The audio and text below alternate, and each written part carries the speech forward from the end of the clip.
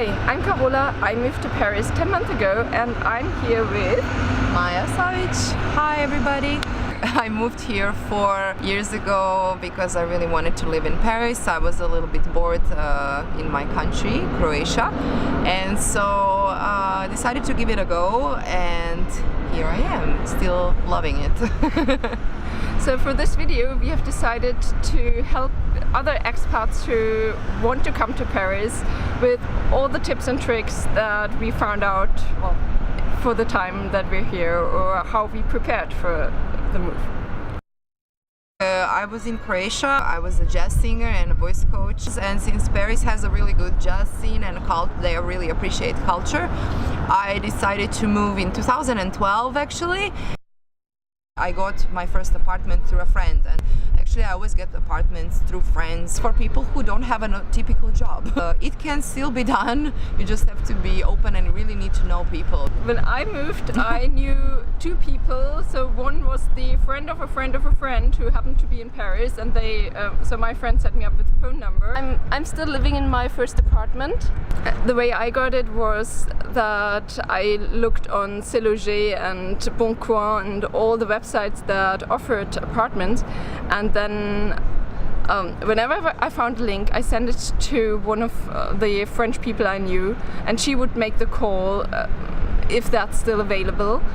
And then when we finally had the first apartment that was still available, I took my French co-worker and she came with me to look at the apartment.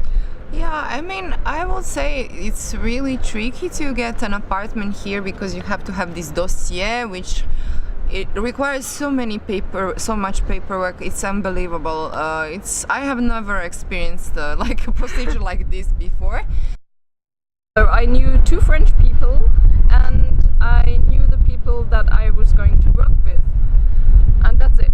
Definitely meeting and getting some contacts. Even if you're not in the country, I sometimes look online and then I look for specific people that I'm looking for collaboration or something. Like I wanted to do a project in Paris, so I looked up online. I found this lady who was doing the same thing, and actually she turned out to be my friend in the end, which is pretty cool. Now we're really good friends, but it was a collab at the beginning because I'm a musician, and so for me networking is very important, and I would say generally it's really good to know people where you're going. So because if you come here on your own it's really tricky, but it's still possible to meet people. For example, like how we met, there are groups that can join people together, which is really cool. But for me it was really, I was coming every few months and spending a few weeks here to meet people, to put myself out there. I was going on meetups. There is the meetup.com. Yeah, definitely. If you're feeling lonely, there's so many websites where you can just meet people on Facebook, meetups. There's so many options to meet other people that I basically, when I then had my little group of friends, decided to not go to meetings until I really needed to expand, which is now the case.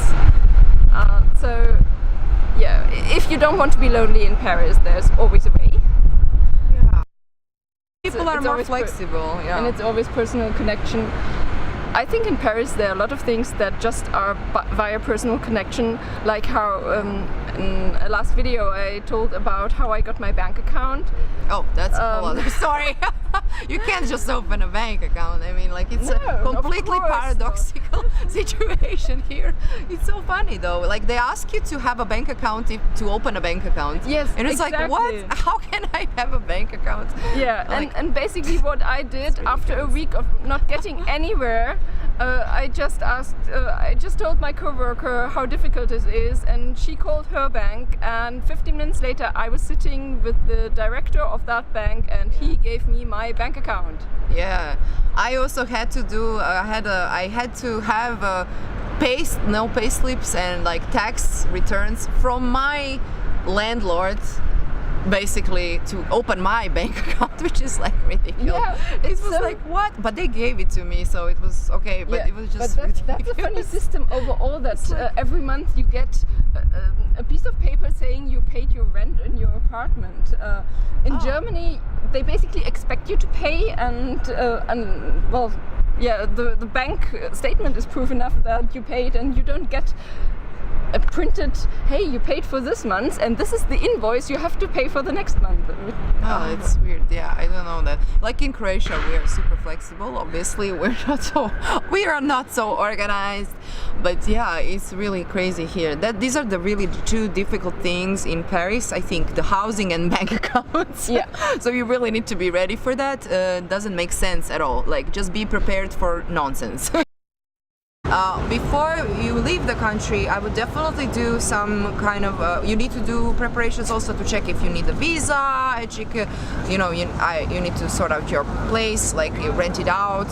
Like these are really practical things that, like for example, when I was leaving Paris, I was renting out my place, so it took several months to prepare. I was finding persons to stay in my apartment. I had to find substitutions for all my works and like prepare everything and store your stuff, because you're probably not going to bring your whole life, and I would definitely not suggest that. I would suggest travel light. You will get stuff in the place. Just bring essentials, what you can to live without. Like really keep it simple, because seriously moving is tough and you really want to be having an easy, light travel.